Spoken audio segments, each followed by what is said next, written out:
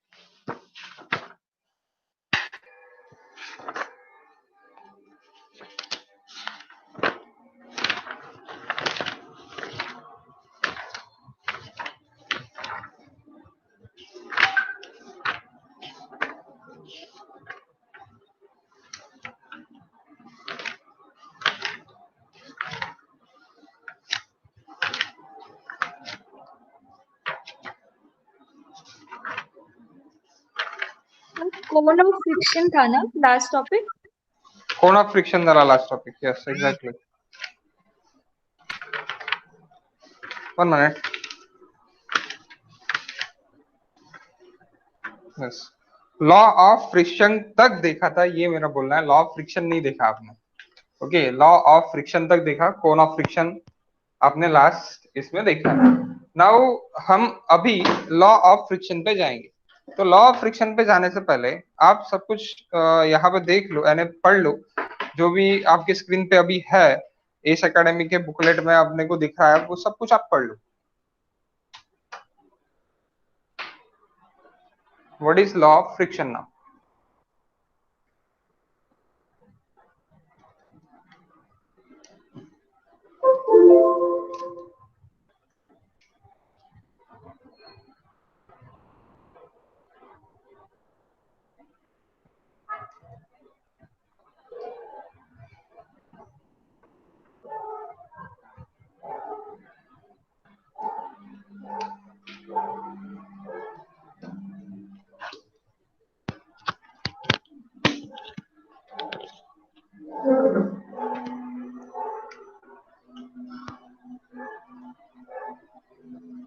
Law of friction, okay guys.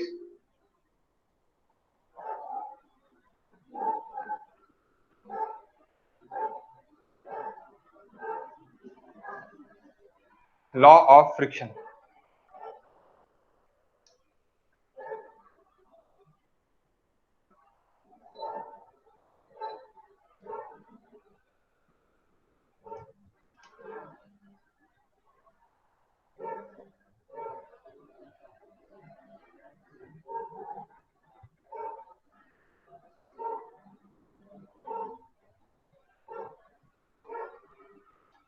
सो जैसे कि law of friction आपने देखा यहाँ पे, we can summarize the law of friction between two bodies in contact as follows। तो ये सब कुछ लॉ ऑफ फ्रिक्शन के बारे में यहाँ पे देखे है। Okay okay, first, if bodies sleep over each other, the force of friction gives Fk। sleeps यानी क्या है गाइस? मोशन में। Fk is equals to nu k into n, where the n is normal contact, where the n normal contact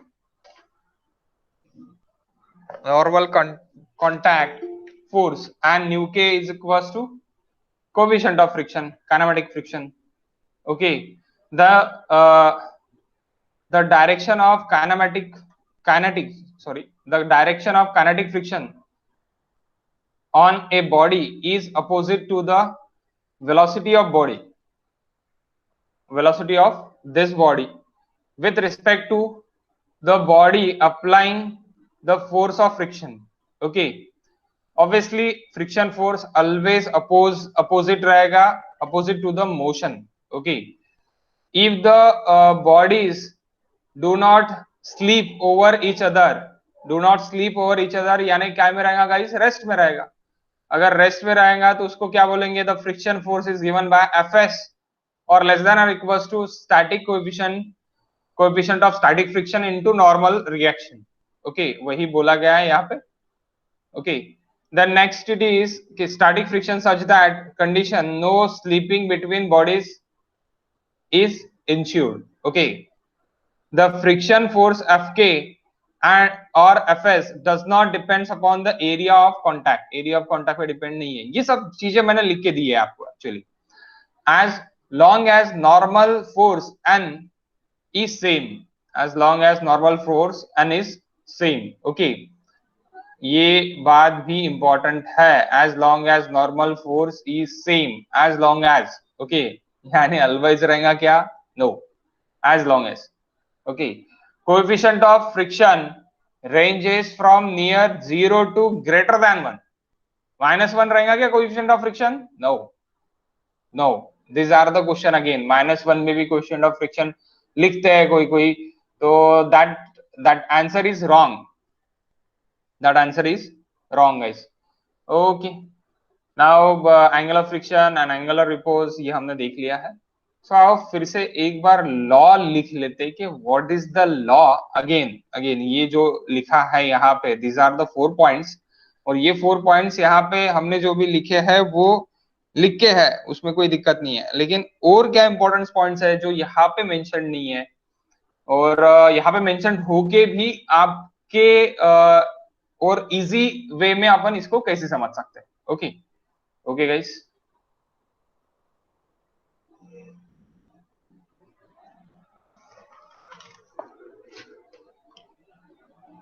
law of friction, it's important. Okay, first point friction force जो वहां पे नहीं लिखे थे. Friction force is always tangential to the contact. friction force always tangential to the contact.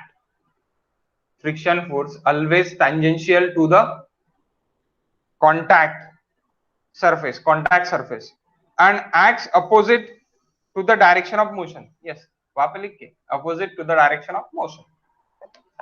That is first point.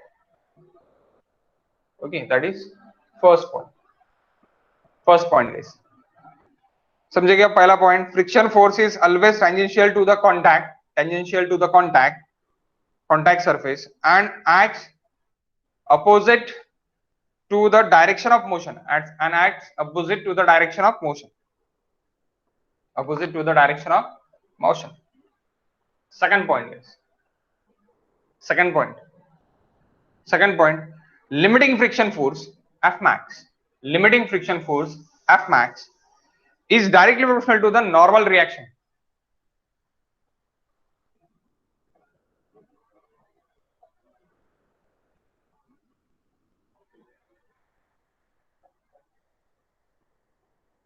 Limiting friction force is directly proportional to the normal reaction. This is important, very important for objective question. Asked in MPSC, GATE and ESC, direct question. Okay, F max and limiting friction is directly proportional to the normal reaction. Okay, next, third point.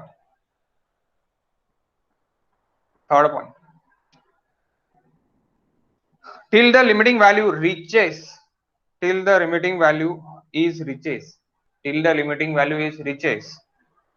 the magnitude of friction is exactly equal to the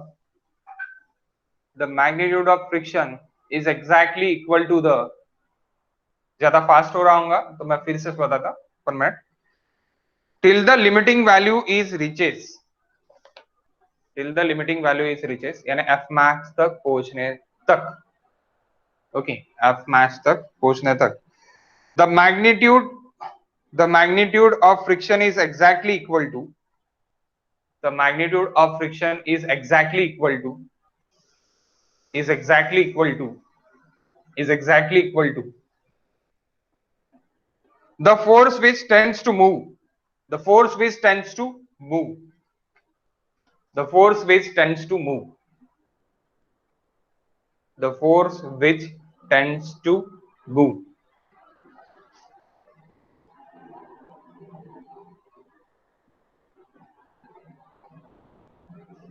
tends to move the body, the body.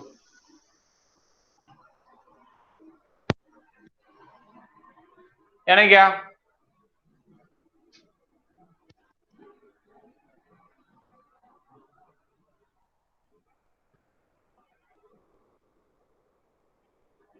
यहाँ पे जो भी force लगेगा, that force is equals to that force, means is nothing but P.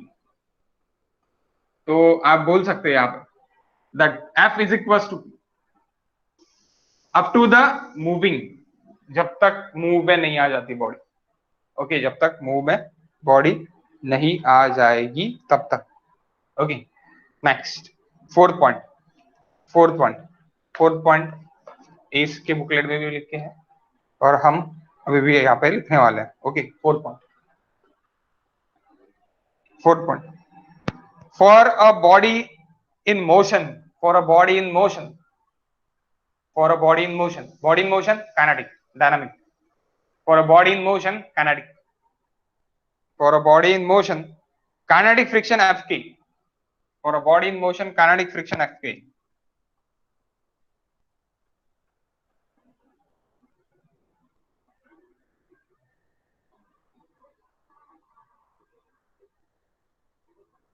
kinetic friction force Fk, developed in the lace, developed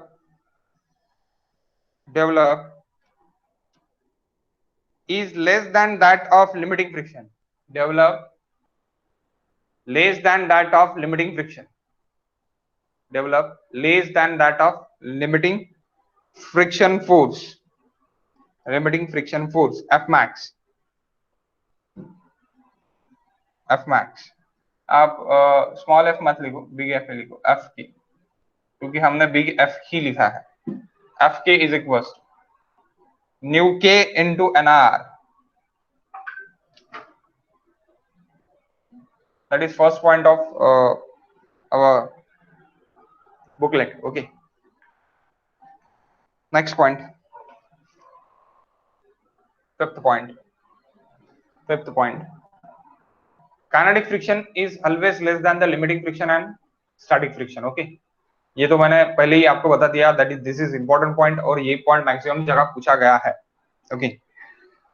frictional force depend upon, frictional force depend upon,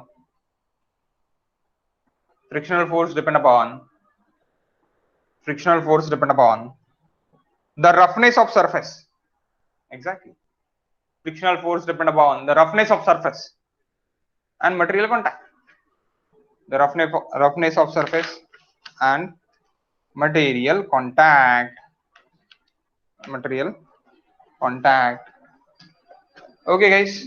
So there is law is over, कुछ यहाँ के point, कुछ मैंने extra आपको लिख के दिए वाले पॉइंट, यानी कुछ कहा के इसके पॉइंट और कुछ मैंने एक्स्ट्रा लिख के दिए वाले।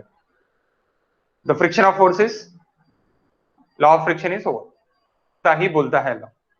अगर स्मूथ रहा तो क्या होगा, there is no friction, the surface के बीच में अगर स्मूथनेस रही, no any roughness, so then body goes and goes slide and slide. हाँ, अगर उस पर ग्रेडियंट कुछ भी नहीं रहा, gradient is stable, zero gradient, so जब तक उस पर कोई एक्सटर्नल फोर्स अप्लाई नहीं होगा तब तक वो मूव नहीं करेगा, या फिर मूविंग में होगा तो रुकेगा नहीं। From the law of, guys, inertia, law of inertia, exactly, law of inertia. और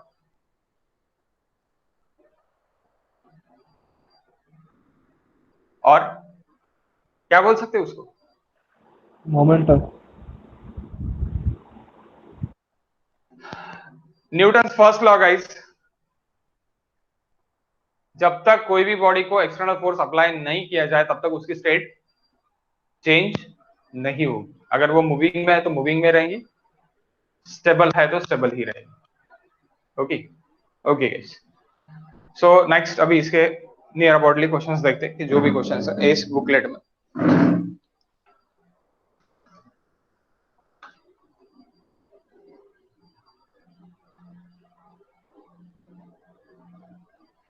firstly we taken this example, यहाँ पे सॉल्व एग्जांपल देके है,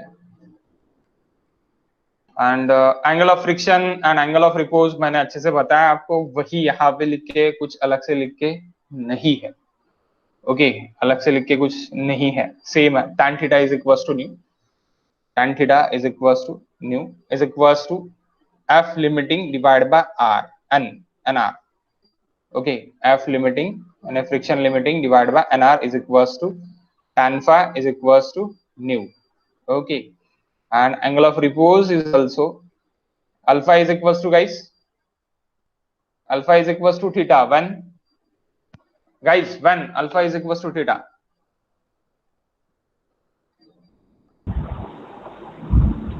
अल्फा आणि थीटा एकच आहे ना सर? फाय अल्फा आणि थीटा एकच कसा काय, कधी राहणार आहे? नहीं, लिमिटिंग इक्विलिब्रियम स्टैटिक में कंडीशन सर। हाँ, ओनली स्टैटिक में alpha is equals to theta रहेगा, ओनली स्टैटिक कंडीशन में, स्टैटिक कंडीशन में रहेगा। और स्टैटिक कंडीशन में ही आपका एंगल ऑफ रिपोज लगेगा गाइस। एंगल ऑफ रिपोज कब लगेगा? स्टैटिक कंडीशन में ही लगेगा।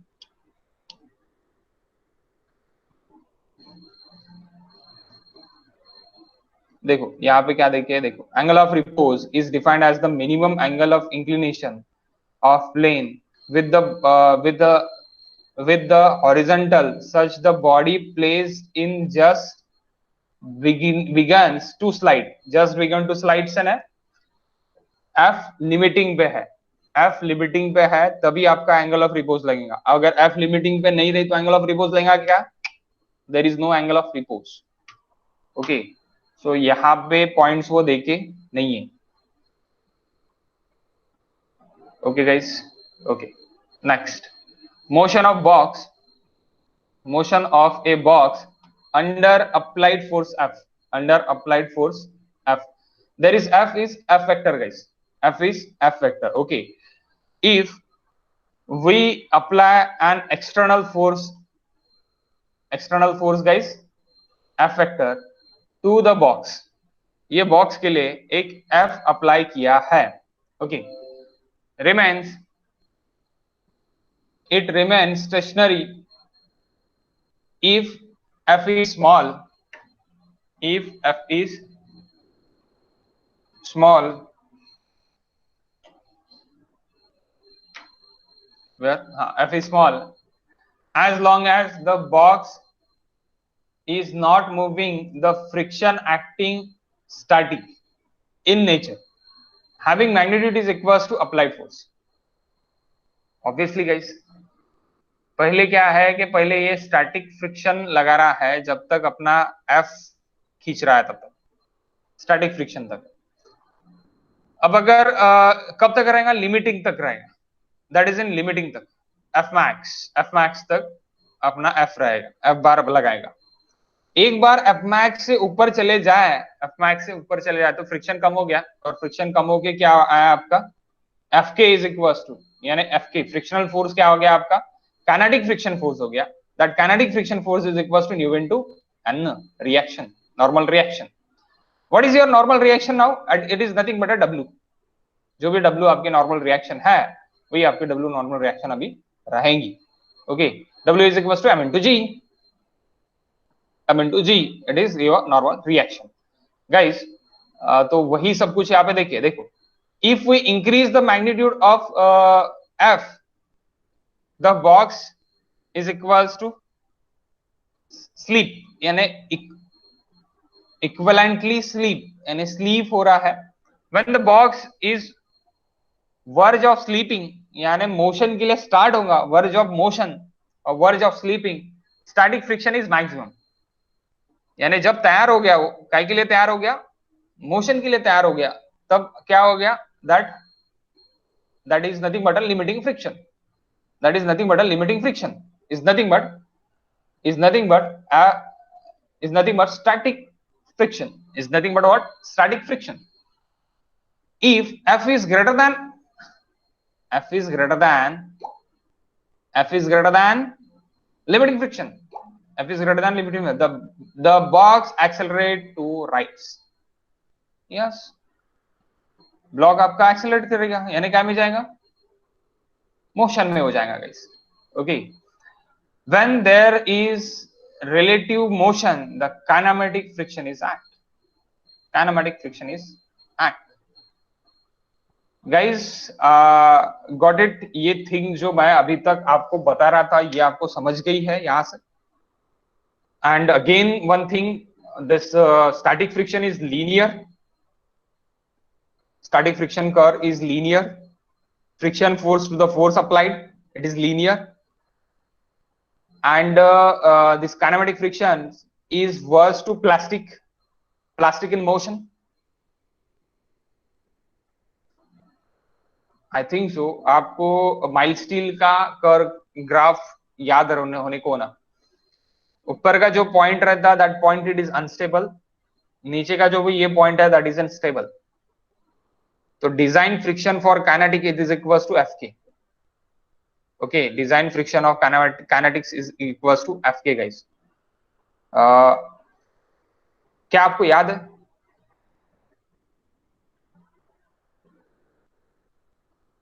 हाँ sir. Okay, upper point and lower point. Okay guys, तो lower point it's may be stable, upper point it not may be stable. Okay, और ये linear रहेगा. लीनियर यानी लीनियर क्या, जब तक आपका ये डेवलप नहीं होगा, यानी क्या डेवलप नहीं होगा, जब तक आपका F max limiting F develop नहीं होता तब तक F is directly proportional to the F max and n is directly proportional to the s. n is directly proportional to the s. What is n? N is normal reaction, and n is normal reaction is equals to weight. What is weight? Weight is equals to m into g. Okay, m into g, mass into velocity, sorry, mass into acceleration. So ये रहेगा. Okay guys, so that is motion box, यानी एक story है. That story let it be, story खत्म हो गई, आपको समझ भी गया कि ये क्या हो रहा करके, यानी यहाँ पे क्या हो रहा करके. पहले static region and then kinetic region. जब भी काइनेटिक रीजन में चले जाएगा तो that curve it is in plastic region. Plastic, why it is plastic?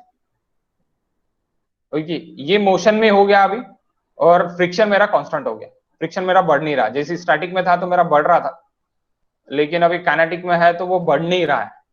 वो क्या है, that is in same in nature, यानी सेम इन नेचर, सेम रहेगा. Okay okay guys, so first question जो एग्जांपल है यहाँ का ही देखे, वही देख लेते पहले कि क्या एग्जांपल है और किस तरह है.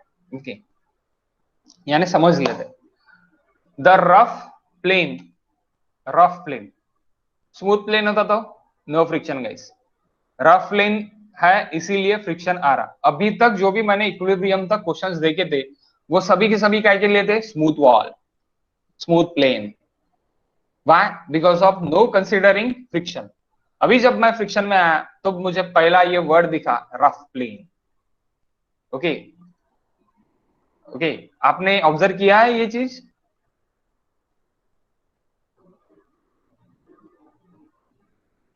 Had you observed guys? Okay. No sir.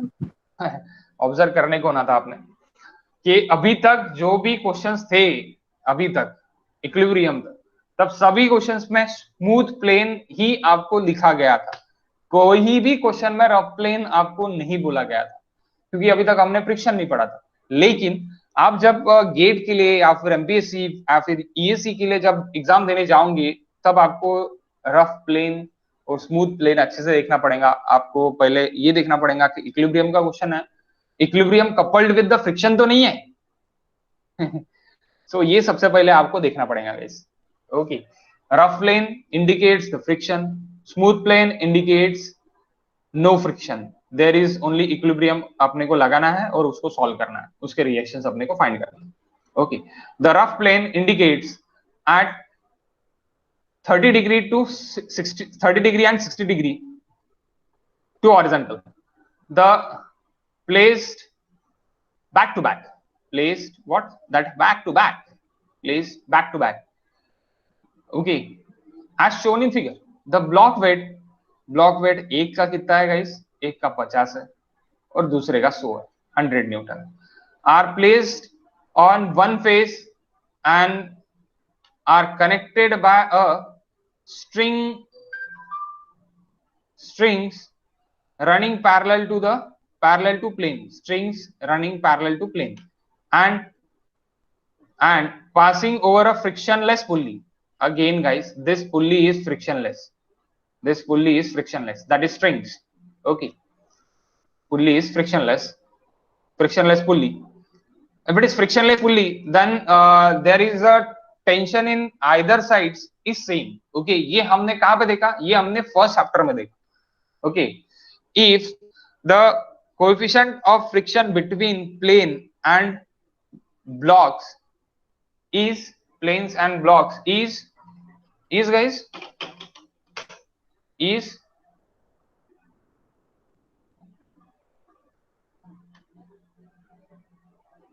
0. अरे यार यहाँ पे देख के है ना क्वेश्चन नहीं पढ़ रहे आप. is 1/3. Okay, coefficient of friction between plane and block is 1/3. Guys, which coefficient of friction is there? Mu s surface पे. Nu s है surface पे. Nu s, it is for surface or static or kinetic? Static.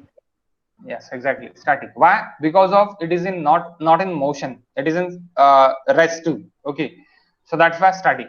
Anyways, find the resulting acceleration, the tension in strings, resulting acceleration आपको find करना है, resulting acceleration इन दोनों में का find करना है आपको, and tension in string. तो यहाँ पे जो भी t रहेगा वहां वही यहाँ पे t रहेगा. Why? Because of frictionless pulley. Okay guys, so there is 60 degree and there is 30 degree. Okay, 60 degree and 30 degree, and then 100 Newton and there is 50 Newton. Let us assembly move down 60 degree.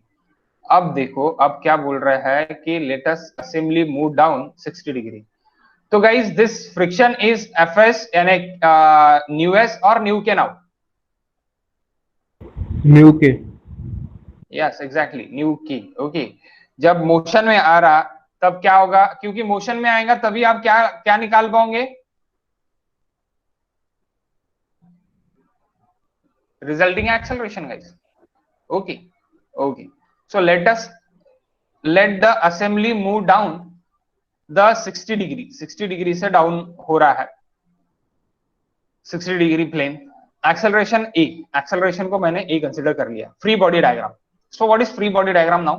Here is 100 Newton नीचे आएगा, नीचे. अब ये जो भी tension force है आपका, वो tension force and this normal, then that is F1. So tension force, the tension force, अब इसको आपको एक ये वेट जो है आपका वेट नीचे लेके आ रहा, 100 न्यूटन नीचे लेके आ रहा. अब ये जो है ये आपका 100 divide by g into acceleration. अब g इंटू एक्सेलरेशन क्यों ऐसे यहाँ पे बोला गया है guys? why g into acceleration? g it is 9.81 and acceleration, mass into acceleration is nothing but a weight na guys. Mass into acceleration is nothing but a weight na guys. Okay, so that's why here is taken weight divided by weight, weight divided by weight concept. Okay, weight divided by weight concept. So what weight divided by weight concept actually?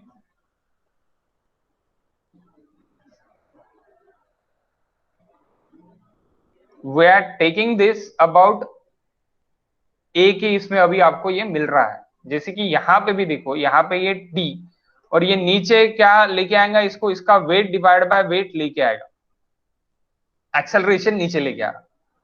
This acceleration नीचे लेके आ रहा है, यानी 50 by 9.81 into acceleration. So weight divided by weight, and this weight it is equals to guys 50, and this N2, that N1 reaction along the यहाँ से अगर देख रहे तो 90 डिग्री पे लग रही, और अगर वर्टिकल यानी हॉरिजॉन्टल से अगर देख रहे तो यहाँ से कितना 60 डिग्री पर है। ये कितना रहेगा, ये यहाँ से यहाँ तक हॉरिजॉन्टल से अगर देखेंगे अपन तो गाइस, हॉरिजॉन्टल से अगर देखें तो 30 डिग्री पे रहेगा। ओके, F1 क्यों ऐसी है, क्योंकि स्लाइड डाउन हो रहा है इसलिए अपोजिट में लगेगा F1, और स्लाइड अप हो रहा है इसलिए F2 नीचे लगेगा। ओके, सो कंसीडर, ये आपको निकाल के तो नहीं होना ना बोर्ड पे, समझ रहा है ना यहाँ पे?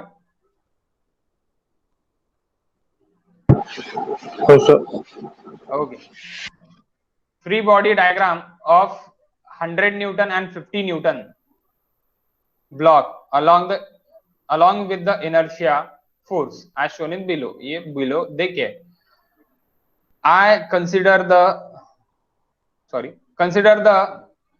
block weight it is equals to 100 newton, block weight is equals to 100 newton. 100 newton जब यहाँ पे नीचे हो रहा है तो उसको ब्लॉक वेट कंसिडर किया गया।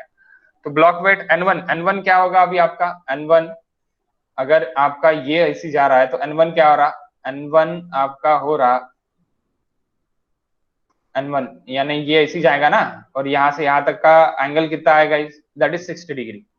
Okay, 60 degree.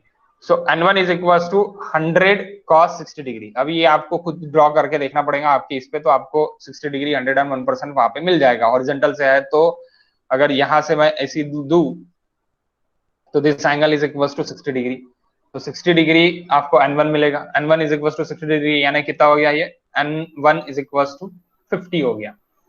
Then mu is equals to देखे है और n इज इक्वल्स टू देखे है, तो F1 कितना हो गया आपका, F1 it is 16.67।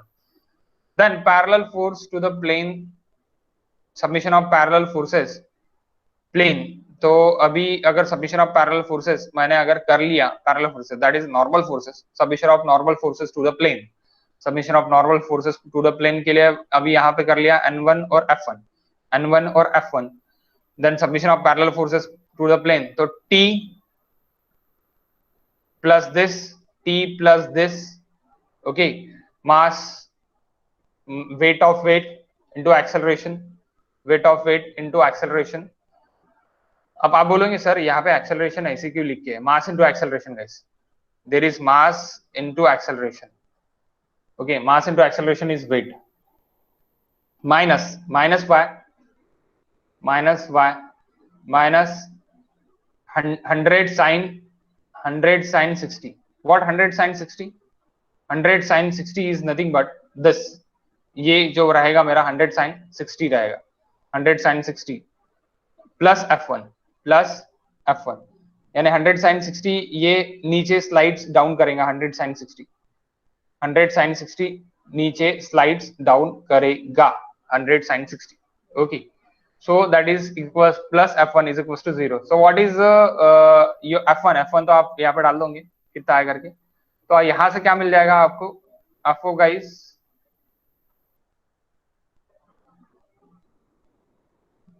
One minute, F1 is equals to 69 यानी 16.67 न्यूटन आपको यहाँ पे मिला है, तो F1 आप यहाँ पे पुट कर दिया आपने, और यहाँ पे T प्लस ये इक्वेशन आपको एक मिल गया है, विच इक्वेशन, दिस इक्वेशन आपको एक मिल गया है। तो वैसे ही 50 ब्लॉक के लिए, यानी ये फर्स्ट ब्लॉक के लिए था, ये सेकंड ब्लॉक के लिए है, वैसे सेकंड ब्लॉक के लिए जब अपन करेंगे तो पहले नॉर्मल फोर्स निकालेंगे। व्हाट इज नॉर्मल फोर्स, तो normal force is equals to that perpendicular to the this, यानी इसका एक नॉर्मल फोर्स निकलेगा N2, so N2 is equals to N2 cos theta cos 30, N2 cos 30 is equals to N2 निकल गया, N2 निकलने के बाद F2 निकल गया, F2 is equals to new into N2, then again parallel force at 30 degree, parallel force at 30 degree पे कितने कौन से फोर्सेस आ रहे हैं अभी पैरेलल फोर्स एट 30 डिग्री पे, 50 by 9.8 मास, यानी ये mass into acceleration plus F2 which F2 plus F2 mass into acceleration plus F2 plus 50 sin theta by 2 minus T, 50 sin theta by 2 minus T, क्योंकि slide down उसका opposite है, slide up होने वाला है वो, तो minus T guys, minus T is equal to 0। तो आपको ये दो इक्वेशंस मिले, दैट दो इक्वेशंस को आपने क्या कर दिया, दो इक्वेशंस को आपने इक्वेट कर दिया और वहां से आपको टी और एक्सेलरेशन ये दोनों भी अभी मिल गए। इन टर्म्स ऑफ टी में ही लिखना है, in terms of T, in terms of T. तो आपको ये दो इक्वेशंस आपने इन टर्म्स ऑफ टी में ये कर दिया, तो एक्सेलरेशन, एक्सेलरेशन आपको यहाँ से मिल गया। From this acceleration we got a T. Tension force और फ्रिक्शनलेस पुल्ली के लिए एक ही रहेगा। क्या आपको ये नहीं समझा होगा तो प्लीज आस्क मी, मैं आपको बोर्ड पे समझा सकता हूँ।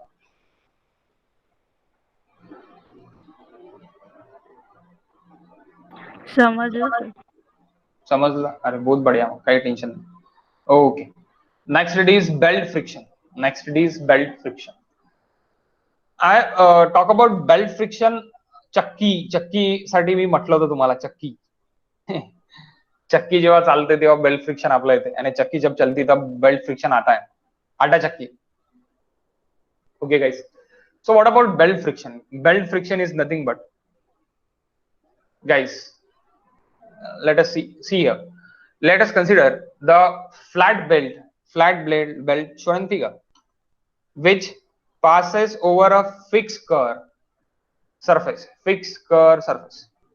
Okay, the total angle of belt surface is beta, and the coefficient friction between the two surface is nu. Yes, हरदम न्यू ही रहता है, and मूविंग में है तो that is nu k. Okay, we have determined the tension 2. We have determined the tension 2. Q tension 2. Why? Because of tension 1 and tension 2. Here is friction, guys. जब भी friction less रहेगा तब tension 1 is equal to tension 2 on the pulley, but जब भी friction आएगा तब आपको क्या करना पड़ेगा गाइस, तब आपको करना पड़ेगा there is T1 and there is T2, दोनों अलग रहेंगे। Why? Because of this two bodies, that's belt and this roller, they are between the friction, so that's why this tension force and this tension force is different. Okay, so we have to determine the tension, we have to determine the tension 2 in the belt, which is needed to pull, okay, the belt counterclockwise over the surface,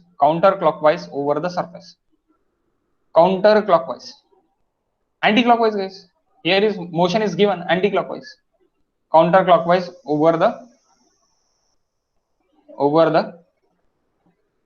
surface,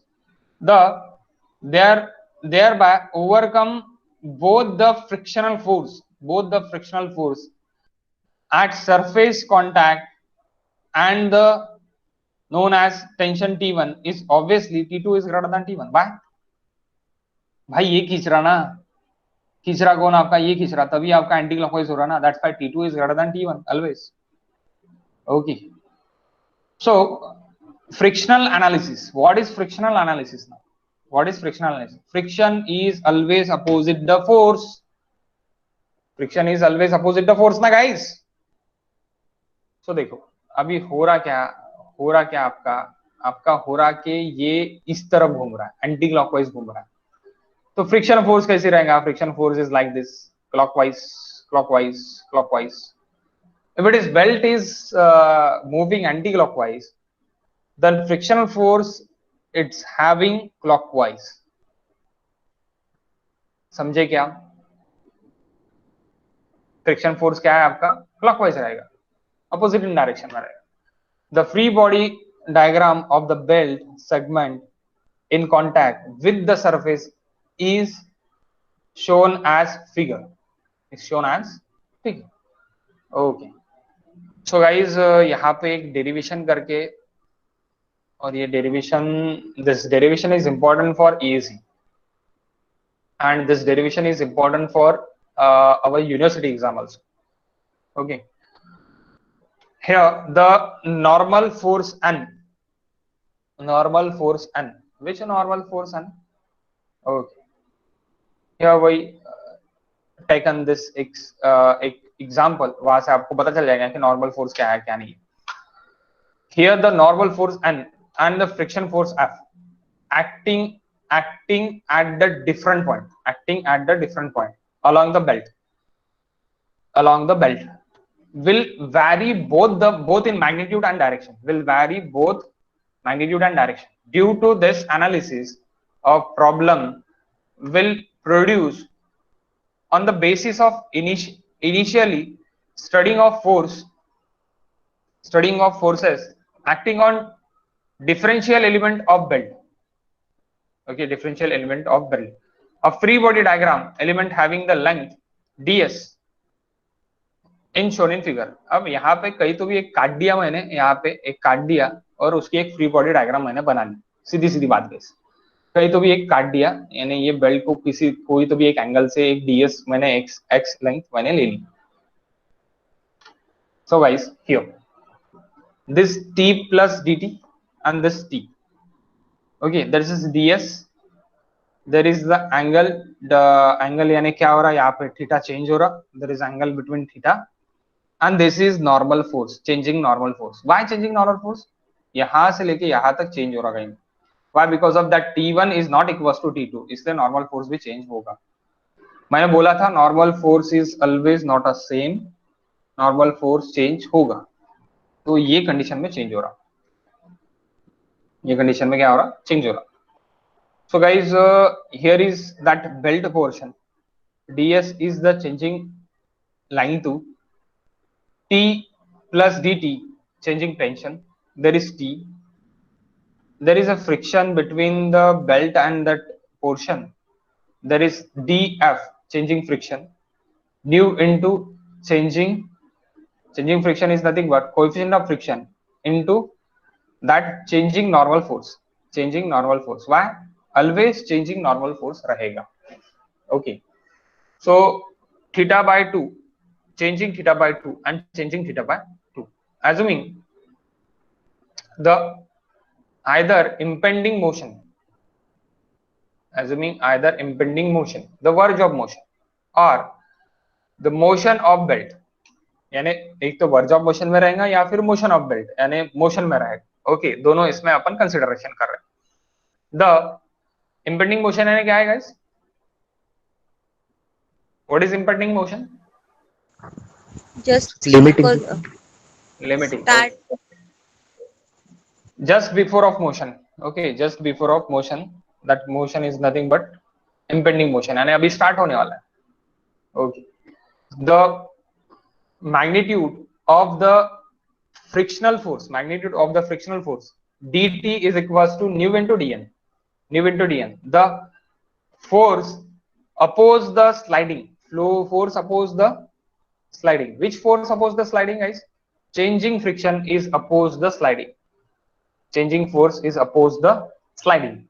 Changing friction force oppose the sliding motion of the belt and thereby increases the magnitude of tensile force acting in the belt by dt. Applying the two equations, summation of fx is equals to 0, summation of fy is equals to 0.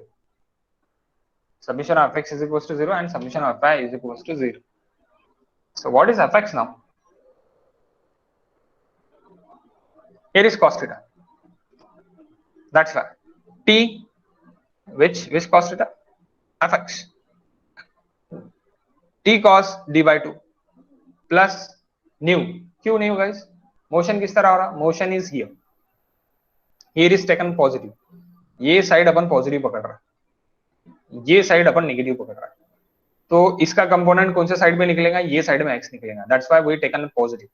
ये side में निकलेगा t का, इसलिए positive. t plus dt का component किस तरह निकलेगा, ये साइड निकलेगा. That's why we taken negative. fx यानी आपका जो भी फ्रिक्शन फोर्स है, फ्रिक्शन फोर्स इधर साइड रहेगा, क्लॉकवाइज साइड रहेगा. That's why we taken is positive. Okay, तो t प्लस dt नेगेटिव क्यों लिया, लेफ्ट साइड है, left side taken negative, right side taken positive. Frictional force taken positive. Why? Because of this is in rightward, towards right, t towards right. T plus dt, changing dt, it is towards left. That's why we taken negative. Okay, here is also same, upward positive and downward negative. So which is the upward? Normal changing reaction, it is upward. Normal changing reaction, it is upward. Then minus dt sin theta. Why dt sin theta is negative? There is, ये आपका इस तरह, आप बोलोगे sir तो ये तो इस तरह जाने को ना, नहीं, that is in negative direction. Negative direction नीचे आएगा. नीचे जब आप आपने ये ऐसी इसको ऐसे पकड़ा है, जब आप इसको थोड़ा ऐसे पकड़ोगे तो ये नीचे आएगा, नीचे के डायरेक्शन में रहेगा. ओके, दोनों फोर्स नीचे के डायरेक्शन में रहेंगे, वाई में, नॉर्मल के अपोजिट में रहेंगे. That tension d plus dt and d plus dt, it is opposite to the normal force. Okay, so that's why we taken both are normally minus में अपन consider कर ले. Okay, सो यहां से क्या हो रहा, sin theta by 2 is equals to, sin की value बहुत छोटी है, sin थीटा बाय 2 की वैल्यू बहुत ही छोटी है, इसलिए मैं क्या d थीटा बाय 2 उसको पकड़ रहा हूं, और cos थीटा बाय 2 को मैं क्या पकड़ रहा, cos थीटा बाय 2 को मैं इज इक्वल्स टू 1 पकड़ रहा. ओके, 1 कंसीडर कर रहा है, that is I am considering guys. Okay, dt into theta t, यानी changing t into theta t is negligible. ये हमने कहाँ पे किया है, ये हम जब SFD BMD का रिलेशन ये करते तब ये सेम एजम्पशंस हम करते हैं guys.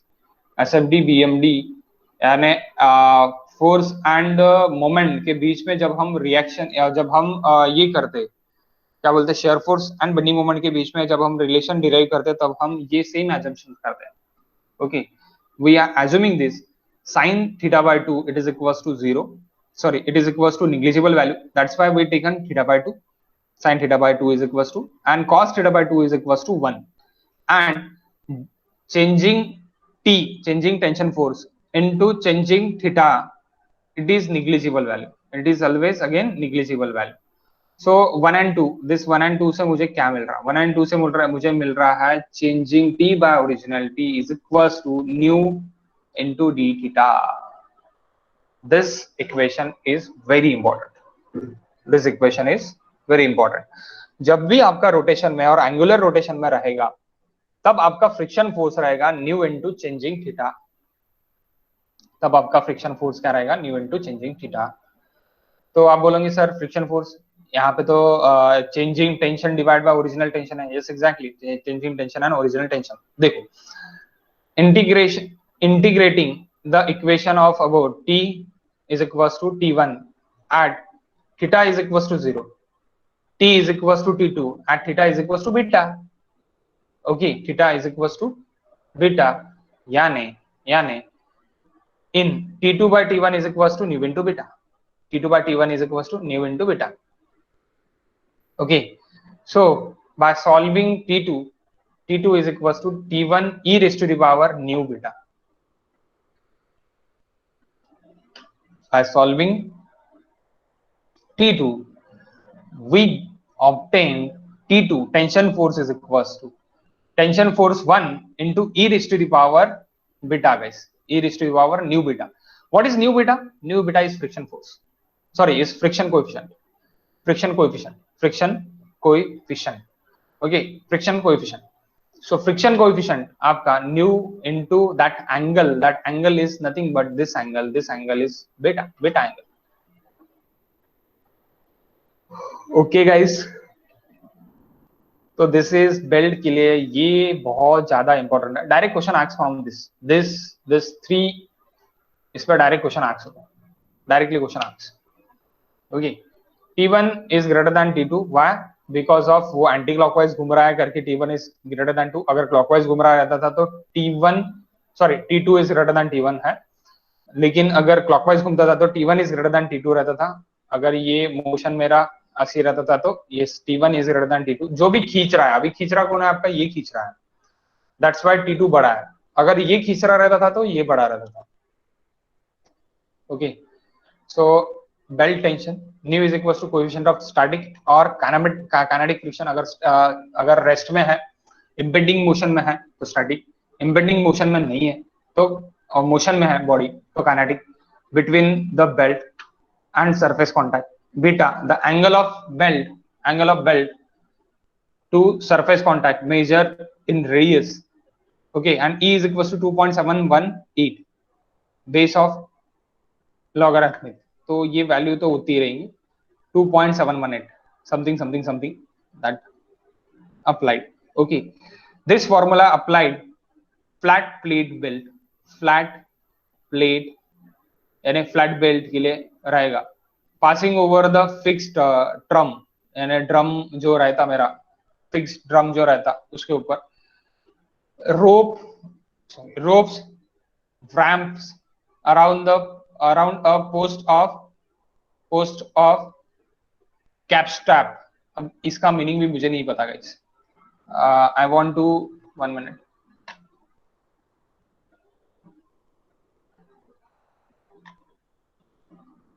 Capstan.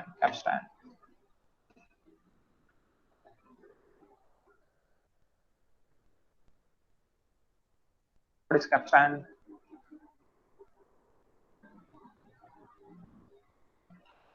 Yes. I'll show you guys.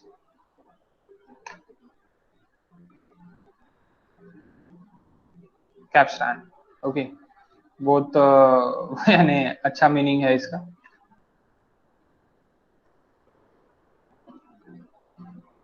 This guys, this. ये तो बहुत बार हमने देखा है, जहाज में भी नहीं ऐसी भी देखा है ना. अगर आपको कोई नल का वॉल बंद करना है तो हम इस तरह उसको क्या करते, रोप से बांध देते, तो दैट इज कैप्स्टैन. यानी क्या रहता, वो रोप यानी और उसके बीच में यानी फ्लैट रोप रहता, उसमें फ्रिक्शन कैसे होता कि वो जब उसमें बांधते हैं अपन तब उसको उसमें friction between that two surface develop होता है. ओके, डेवलप होता है just like this. Okay, like this. Okay guys, capstan. ठीक है, अपन देखते हैं बाकी और फिर से. 1 minute.